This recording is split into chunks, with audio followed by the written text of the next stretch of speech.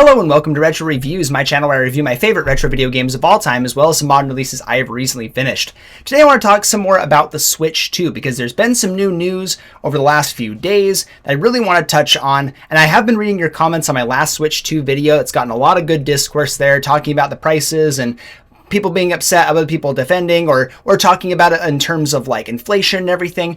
I will be making a video on that very soon. I was going to do it today. I want to do some more prep work on it to make sure it's really nice and complete. But hit that subscribe button if you want to see that video in the very near future. Today I want to talk about the Switch 2 games that will be getting a free Switch 2 upgrade. This is something that I didn't realize would be happening initially. I thought the Switch 2 upgraded versions would be kind of small. They wouldn't do a whole lot, and then everything else would just be a boost because the hardware is better. You just get like a minor boost and everything else is the same. But apparently several other games are getting Switch 2 versions that are not paid. You're not paying for an upgrade pack for. And I think some of the inclusions are very interesting. So I would expect Nintendo, especially in this stage here after doing all their stuff with the Switch 2 and their pricing and everything, I would expect them to do at least a few of these as a paid upgrade. But I wanted to give you the list right now so you can see which ones will just be free for you to upgrade. And first off, it'll be ARMS, because everyone's been clamoring for a Switch 2 version of ARMS. I know you have. I know you've been excited about ARMS on the Switch 2. So there you go, free upgrade just for you. Another one, another big hitter, Big Brain Academy, which I actually really love. I love the Big Brain Academy games. This is no knock on them, but I think it's funny that this is a random one that's getting a Switch 2 upgrade. Another one is the Captain Toad Treasure Tracker, which is a pretty old game. I guess nice. I don't have any reason to go back and play that one again, but there it is. The Clubhouse games that they talked about in the Switch 2 Direct is also getting a Switch 2 version that's going to be free. I think that's very good. They're showing off like new functionality and everything. I think that's smart to give that a free upgrade. Another one is Game Builder Garage, which is a game that I thought would get more traction for a longer period of time. I'm surprised it fell off so quickly. It's a really cool game. I think it could maybe get some more life on the Switch 2. Who knows? This is the big ones right here. Echoes of Wisdom, which I think does need a Switch 2 version. It's a little bit laggy on the current Switch, which is a big shame because it's so much fun. That's a huge one, as well as Link's Awakening. Two Zelda games. The other two we're getting paid. We're getting, for Tears of the Kingdom and Breath of the Wild, we're getting paid versions of those. But Echoes of Wisdom and Link's Awakening will both be getting a free upgrade on the Switch 2. Which is pretty cool. Again, Echoes of Wisdom has some lagging issues here and there. I think it will benefit greatly from the new hardware. Another one is going to be New Super Mario Bros. U Deluxe, which is a welcome change. Again, this is one of those that's like, I would have assumed that Nintendo would charge for something like this. I guess this one is older. It's not Mario Wonder, but I would have expected them to charge for Mario stuff. Another one that I really was surprised that they decided they weren't going to charge an upgrade is for Pokemon Scarlet and Violet. This is kind of a huge deal because these are notorious for being just absolute messes on the original Switch. They don't run super well. They've always had performance issues. I think they've smoothed out a lot of them over time.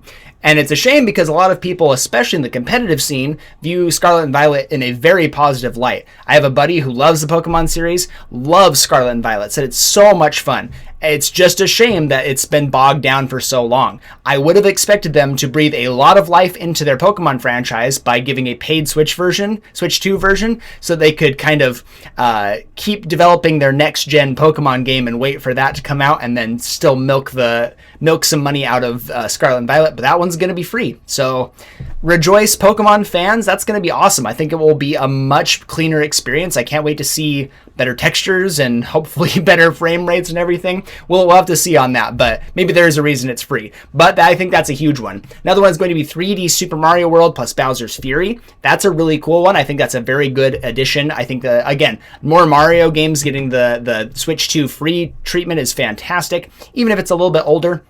I think this is a prime candidate. I think Bowser's Fury ran really well on Switch. I'm excited to see what they'll do on the Switch 2, if it's just cleaner, better visuals, or if it will just run smoother altogether. And the last one's going to be Mario Odyssey, which is fantastic. A free Switch 2 version of Mario Odyssey is really, really beautiful thing. I've kind of railed on Nintendo for their pricing stuff recently, but having a bunch of these games that are pretty relevant, some of them maybe not as relevant as others, looking at Game Builder Garage, ARMS, but a lot of these are marquee titles, first-party titles that are getting the free treatment. And I think that's really fantastic. Instead of asking us to pay for everything, at least a bunch of these are going to be getting that free treatment. Now, another thing I wanted to talk about today is that we have seen that the physical cartridges, I remember early on in the discussion, like a day after, we were seeing $80 for Mario Kart World. That was going to be $90 for physical. That was the discourse. Everyone was saying that.